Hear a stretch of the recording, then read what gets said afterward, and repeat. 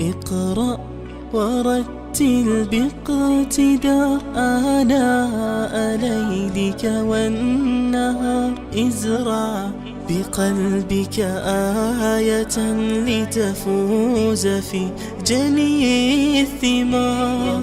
رتب حياتك إنها بالذكر زاهية المنى. قوم لسانك مبحرا معنا على تاج الوقار.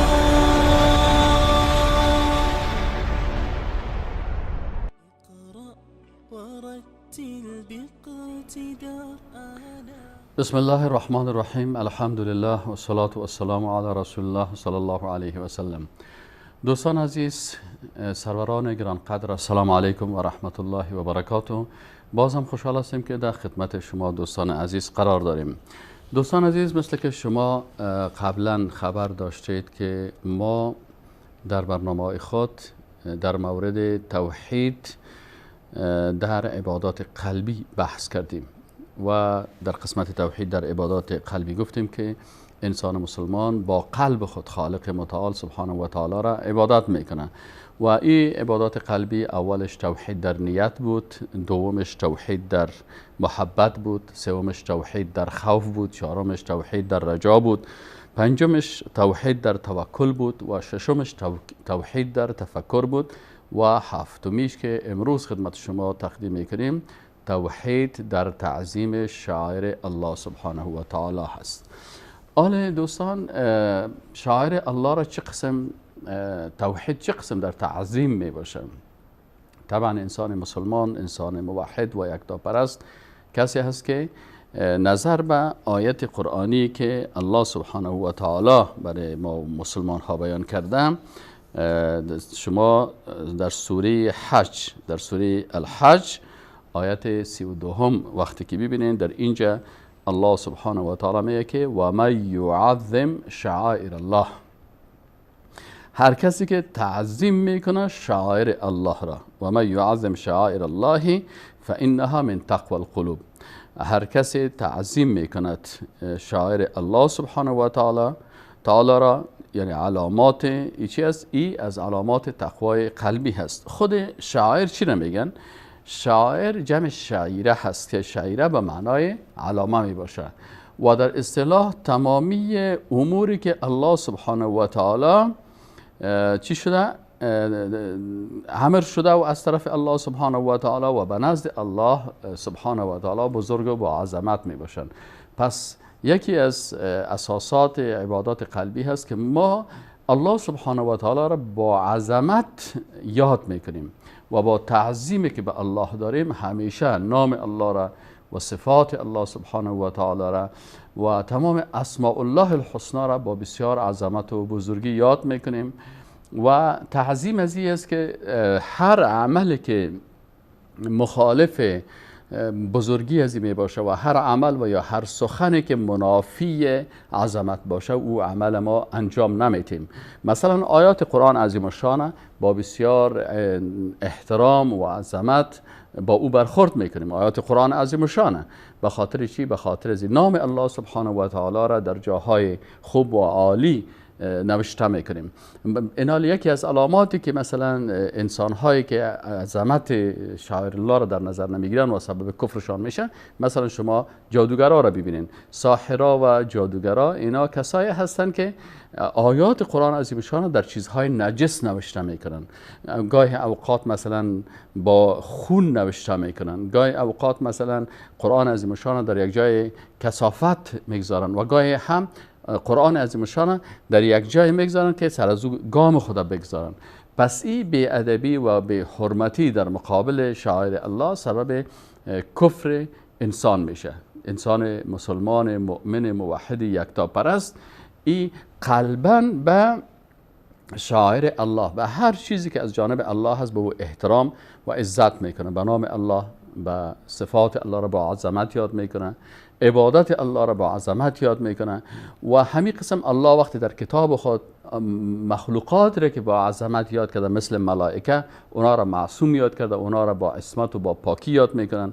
همین قسم که مثلا پیامبران با بسیار عظمت و پاکی یاد کردن که پیغمبران شخصیت های خوب هستند، معصوم هستند، مخلوق هستند ولی شخصیت های عالی هستند، اونا را با عمو بزرگی و با اونمو شخصیت عالیشان یاد میکنیم.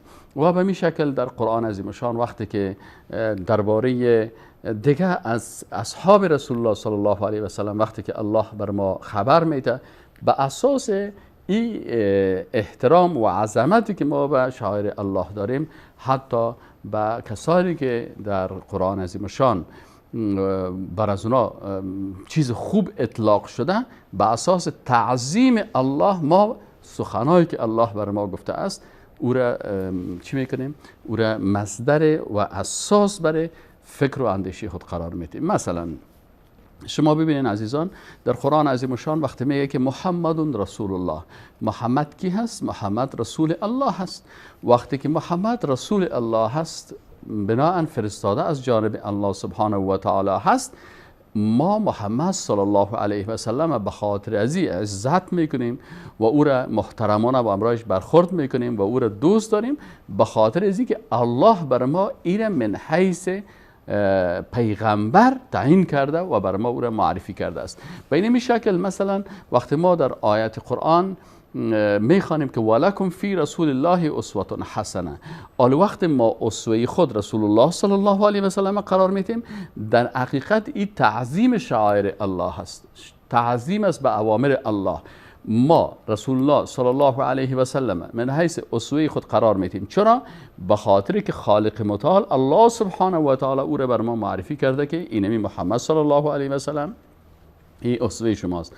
شما شخصیتتانه، شما فکرتانه، شما اعمالتانه مطابق فکر و عقیده و مطابق اعمال رسول الله صلی الله علیه و سلم و مطابق طریقه و روش از او شما باید عیار بسازید. و ما آتاکم الرسول و ما آتاکم الرسول فخذوه. الله بر ما میگه که آنچه که رسول الله صلی الله علیه و سلم بر شما آورده است او را بگیرین. پس وقتی ما احادیث صحیح بخاری و احادیث صحیح مسلم و احادیث صحیحی که در نسائی است، در ترمذی است، در ابن ماجه هست و دیگه کتاب‌های سنن هست، در کتاب‌های دیگه هستن که اونا بر شکل صحیح برای ما نقل شده است، ما از این احادیث و از این سنن وقتی مطابقت میکنیم، به خاطر از این مطابقت میکنیم که ای از طرف الله بر ما امر شده که و ما آتاکم الرسول فخذوه و ما نهاکم عنه، از آنچه که رسول الله صلی الله علیه و شما را منع کرده فانتهوا، شما از او خود دور بسازین.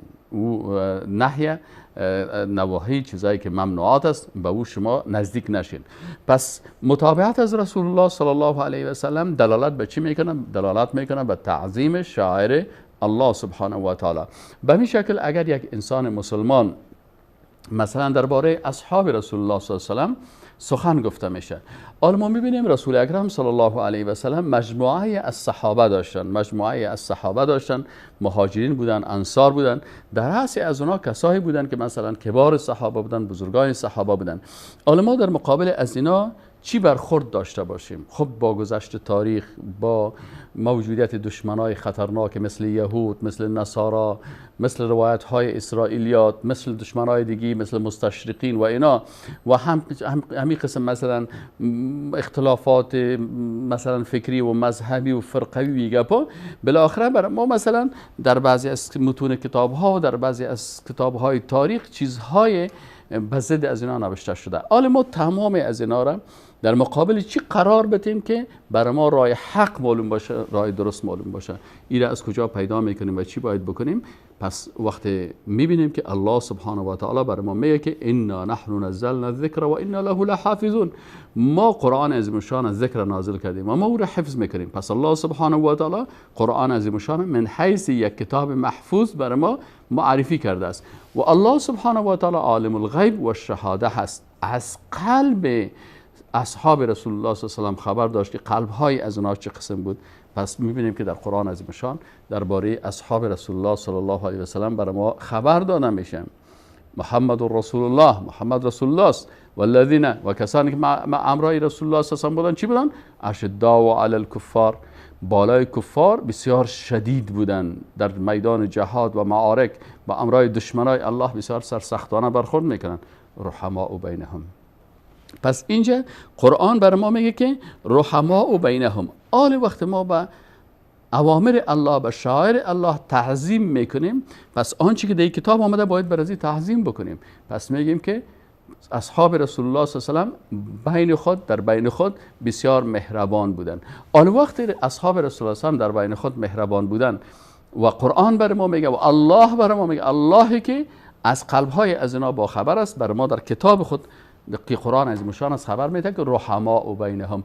بناهن تمام روایاتی که ساختگی هست و دروغی هست و تمام روایاتی که به ضد آیات قرآن است، ما آل تعظیم به چی میکنیم؟ تعظیم به روایت های تاریخی میکنیم و یا تعظیم به کتاب الله میکنیم. ببینید اینجا معلوم میشه که وای من یعظم شعائر الله فانها من تقوى القلوب، اینجا تطبیق میشه. حالا اگر کسایی هستن که تعظیم به شعائر الله میکنن و یکی از شعائر مهم الهی قرآن عظیم الشان است، کسی که به قرآن عظیم الشان تعظیم میکنه پس میگه که قرآن عظیم الشان کلام الهی هست. الله بر ما خبر داده که اصحاب رسول الله صلی الله علیه و والذین کانوا معه، کسانی که همراه رسول الله صلی الله علیه و سلم بودن. کی همراه رسول الله صلی الله علیه و بودن؟ ابوبکر همراهش بود، عمر همراهش بود، عثمان همراهش بود، علی همراهش بود، حسن همراهش بود، حسین همراهش بود، مهاجرین همراهش بودن، انصار همراهش بودن، طلحه همراهش بود، زبیر همراهش بود، عایشه ام المؤمنین، اینا کلشان، حفصه، خدیجه، امهات المؤمنین، در مجموع کل از اینا چی بودن؟ رحماء بینهم، اینا در بین یکی دیگه چی بودن؟ بسیار مهربان بودن. الله بر ما میگه که اینا رحما بودن. آل روایت هایی که میگه اینا مهربان نبودن، اینا با هم دشمن بودن، اینا یکی دیگر را با لغت میزدن و شکمی از را پاره میکردن و طفل از را مثلا ضایع میکردن، بنابراین این روایت ها معلوم میشه که کل این روایت ها با آیات قرآن در تکر است، در تضاد است. الله میگه رحما بینهم، اما یک روایت ساختگی دروغی میگه که نخیر اینا با هم بسیار سرسخت دشمن بودن. آن میرفت دروازه از او را میزد، با لغت میزد و او را مشکستاند و او را بالاخره بطن از دختر رسول الله صلی الله علیه و سلم که صحابی رسول الله صلی الله علیه و سلم است. الله میگه والذین کانوا معه اشداء علی الکفار بودن، اینا این شدت خود در مقابل کفار شدت و غلظت خدا نشان میدادن، اما در بین یکدیگر رحماء بودن. رحماء بینهم، این تعظیم شعائر الله، این از تقوای قلب است، این عبادت قلبی هست. پس ما به اساس اینمی آیت قرآن تمام روایاتی که مخالف آیت قرآن است او را رد میکنیم، نمیپذیریم. چرا نمیپذیریم؟ به خاطر تعظیم شعائر الله، به خاطر تعظیم کتاب الله. یکی از شعائر الله چی است؟ کتاب الله هست. پس به این اساس ما میگیم که نه خیر، کسایی که میگن که اصحاب رسول الله صلی الله علیه و سلم با هم بدبین بودن، یکی دیگه خدا خوب دوست نداشتن، دشمنی داشتن، کلش نه خیر، شما اشتباه کردین، آیت قرآن برای ما سرند است. در قسمت ازی که اینا چه قسم شخصیت ها بودن در مورد اصحاب رسول الله صلی الله علیه و سلم، میبینیم که قرآن عظیم الشان بر ما در مورد شخصیت های بزرگ اسلام، در مورد شخصیت پیغمبرها چی میگن؟ در مورد شخصیت پیغمبرها میگن که اونا پیغمبراش اشخاص معصوم بودن، بهترین مردم ها بودن. حالا وقتی در روایات تاریخی یا در کتاب های مثل بایبل یا کتاب مقدس که پیش نصرانی ها هست یا کتاب یهودی ها هست که تحریف شدن، در اونجا میبینیم که العیاذ بالله فلان پیغمبر شراب خورد، نسبت میتن شراب خوردن و یا زنا کردن و یا فساد کردن یا جنایت کردن. تمام از اینا را به خاطر تعظیم شعائر الله چی میکنیم؟ رد میکنیم و برشان میگیم که نه خیر، پیغمبرها که بودن شخصیت های معصوم بودن، پاک بودن، شخصیت های خوبی بودن. بناهن ما تمام روایاتی که مخالف آنچه که الله بر ما در قرآن عظیم الشان گفته، به خاطر تعظیم شعائر الله ما اینمی آیات قرآن عظمت میتیم، پس هیچ چیز دیگه در مقابل از این قرار نمیتیم. پس میگیم پیغمبرها معصوم بودن و آنچه که تحریفاتی که در کتاب‌های دیگه هست، این از جنایت‌های اهل کتاب است، از جنایت‌های علمای یهود و از جنایت‌های رهبان نصارا هست که اینا تغییرات و تحولات آوردن و بالاخره اینا را الفاظ زشت را برای اینا نسبت دادن. وقتی میگیم با قرآن عظیم الشان میخوانیم که در قرآن عظیم الشان مثلا میگن که عیسی ابن مریم نبی بود، پیغمبر بود، الی بنی اسرائیل، به بنی اسرائیل فرستاده شده است. اینا تعظیم میکنیم به شعائر الله و میگیم که عیسی علیه السلام بنده بود و مخلوق بود و رسول بود و فرستاده شده بود از جانب الله برای بنی اسرائیل. بناهن بر از او کتاب آسمانی داده شده بود به نام انجیل. حال تمام روایت ها و تمام سخن هایی که بر ضد از این آیات قرآن است و در کتاب های تحریف شده و یا در قصه ها و اساطیر و تاریخ و ایگپا آورده شده و یا کتاب هایی که مثلا دیگران نوشته کردن و میاین بر بالای عیسی مسیح تهمت میکنن که علیه بالله عیسی مسیح علیه السلام ای گفت که من بچه خدا هستم، یا من پسر خدا هستم، یا فرزند خدا هستم، یا ای بنده الله نیست، رسول الله نیست. تمام از اینا را رد میکنیم. چرا؟ به خاطر که و من یعظم شعائر الله، هر کسی الله چیست؟ باید شما اتقوا الله، بترسین از الله، متقی باشین. پس تقوا چی هست؟ تعظیم شعائر الله هست که ما باید شعائر الله را چی کنیم؟ تعظیم بکنیم. از این خاطر گپ هیچ کسی را در این راستا نمیپذیریم و سخن هیچ کسی را در این راستا نمیپذیریم. به این شکل وقتی درباره شخصیت پیغمبرها فهمیدیم، در قسمت شخصیت کسانی که مثلا پیروای از این پیغمبرها بودن که میبینیم مثلا خصوصا از اصحاب رسول الله صلی الله علیه و سلم، وقتی سر از اونها میگیم که چی هست؟ آیات قرآن بر ما میگه که لقد رضی الله عن المؤمنین اذ یبایعونک تحت الشجره.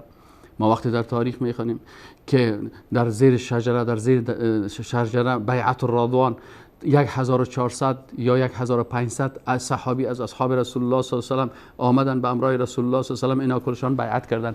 اینمی 1400 یا 1500 صحابی که با رسول الله صلی الله علیه و سلم بیعت کردن، در مورد از اینا آیا قرآن چیزی گفته است؟ بله، قرآن از مشان گفته است. اینا کی بودن؟ اول اینا کسایی بودن از مهاجرین انصار بودن، درست هستن.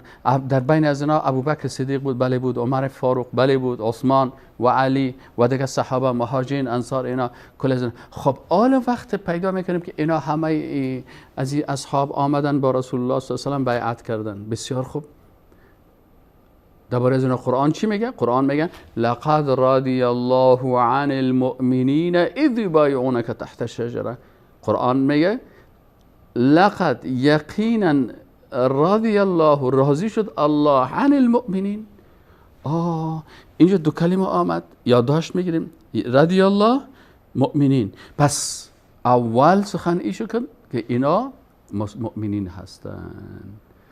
پس هر روایتی که در مورد اصحاب رسول الله صلی الله علیه و سلم میگه که اینمی اصحاب رسول الله یا ابوبکر یا عمر یا عثمان یا علی یا اینا، اگر روایت میگه که اینا مؤمن نبودن، این روایت به اساس تعظیم شعائر الله چی میکنیم؟ رد میکنیم. میگیم نه خیر، ما با قرآن عظیم شان عظمت میتیم، ولو که هزارها کتاب دروغی و ساختگی و تحریف شده از فرقه های مختلف بر ما بگه که اینا مؤمن نبودن، ما میگیم نه خیر، آنچه که الله گفته، عظمت الله و عظمت کتاب الله بیشتر است از تمام آنچه که دیگران میگن، و ما میگیم که بله الله اینا را مؤمن گفته هست. پس به نظر ما، نظر به عقیده قرآنی، نظر به آیت قرآنی که میگه لقد رضی الله عن المؤمنین، اینا را مؤمن خطاب کرده، پس اینا مؤمن بودن. هر کسی که اینا را میگه نه مؤمن نیستن، در حقیقت مشکل از اینا با اونا صحابه نیست، مشکلشان با نص قرآن است، مشکلشان با عدم تعظیم شعائر الله هست که یکی از شعائر الله قرآن عظیمشان و آیات قرآن عظیمشان است. قرآن میگه، الله میگن شما چه قسم الله را با عظمتش قبول دارین؟ شما چه قسم کتاب الله را قبول دارین؟ شما چه قسم قرآن عظیمشان را قبول دارین که وقتی قرآن عظیمشان میگه که عن المؤمنین، شما برعکس از این گپ میزنین؟ پس معلوم میشه عقیدتان مشکل داره و در عظمت خالق متعال شما مشکل دارین. اگر و در عظمت قرآن عظیمشان، تعظیم قرآن عظیمشان مشکل دارین. اگر نمی داشتین میگفتین که بله، قرآن عظیمشان وقتی که میگه که لقد رضی الله عن المؤمنین آمنا و سلمنا، ایمان آوردیم و تسلیم شدیم. پس قرآن عظیمشان در مورد از اینا میگه که چی هستن؟ مؤمنین هستن. مؤمنین هستن. آیا قرآن تنها بر عصر صحابه بود؟ آیا قرآن تنها بر عصر رسول الله بود؟ و یا ای که حکم قرآن عظیمشان تا روز قیامت هست. تا روز قیامت هر مؤمنی که به قرآن ایمان داشته باشه مؤمن حقیقی است. پس این مؤمن عقیده خود از کجا بگیره؟ از قرآن عظیم شان بگیره. ما وقتی به قرآن عظیم شان رجوع میکنم بدون از اینکه پدرم چی میگه، بدون از اینکه مادرم چی میگه، بدون از اینکه در مذهب ما چی میگه، بدون از اینکه مثلا کسایی که ما شنیدیم رسانه ها چی میگن و کتاب های تاریخ چی میگن، مجرد که قرآن عظیم شان در دست من میرسه و قرآن عظیم شان میخوانم که در قرآن عظیم شان الله سبحانه و تعالی میگه که لقد رضی الله عن المؤمنین اذ یبایعونک تحت الشجره. اینو میفهمیم خلاص اینا مؤمن هستن. مؤمنین الله برشان گفته. کی گفته؟ الله گفته. در کجا گفته؟ در کلام الله گفته. و من یعظم شعائر الله، ما تعظیم میکنیم این شعائر الله را، این علامت الله را که برای ما خطاب کرده که این مؤمنا که اصلا چی هستن؟ اینا مؤمن بودن. و دوم گفته که رضی الله، الله راضی شده. آیا الله از کافر راضی میشه؟ آیا الله از انسان بیدین راضی میشه؟ آیا الله از انسان بی ایمان راضی میشه؟ استغفر الله. وقتی الله راضی میشه از کی راضی میشه؟ از مؤمنین. و الله میگه ما راضی شدیم از اینمی مؤمنینی که تحت شجره در زیر درخت شجره الرضوان اینا چی کردن؟ با رسول الله صلی الله علیه و سلم بیعت کردن.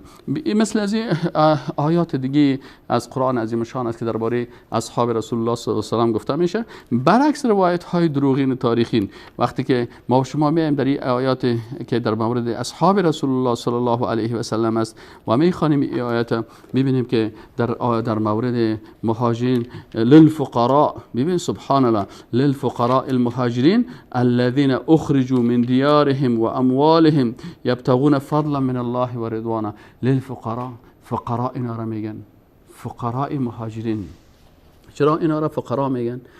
ابو بکر فقیر نبود، مثلا عبدالرحمن ابن عوف فقیر نبود، عثمان رضی الله عنه فقیر نبود. اینها بزرگترین تجارها بودن و بسیار مردمای سرمایه‌دار بودن. لکن وقتی اونا هجرت کردن و آمدن به مدینه منوره چی شدن؟ اینا تمام مالشان از طرف دشمنای الله، از طرف مشرکین قریش، بسیار مال از اینا چور شد و اینا دست خالی به مدینه منوره آمدن و مهاجر شدن و اینجا رسیدن. پس اینا را الله میگه اینا فقیرترین للفقراء المهاجرین الذين اخرجوا من ديارهم و اموالهم. اینا از خانه هایشان و از مال هایشان خارج شدن. هدفشان چی بود؟ یبتغون فضلا من الله و رضوانه. اینا هدفشان چی بود؟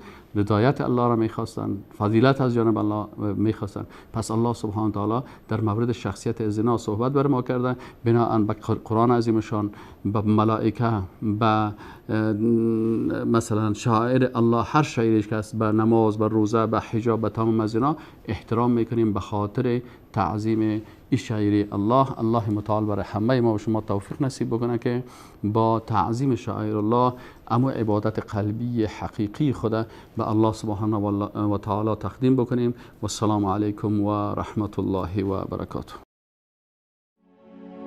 اقرأ ورتل باقتدار آناء ليلك والنهار.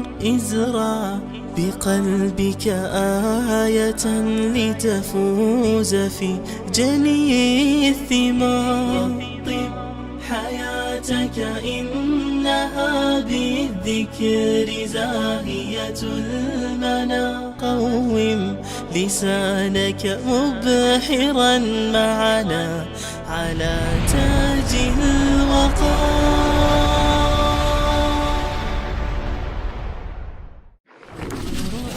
ورتل باقتدار آناء ليلك والنهار.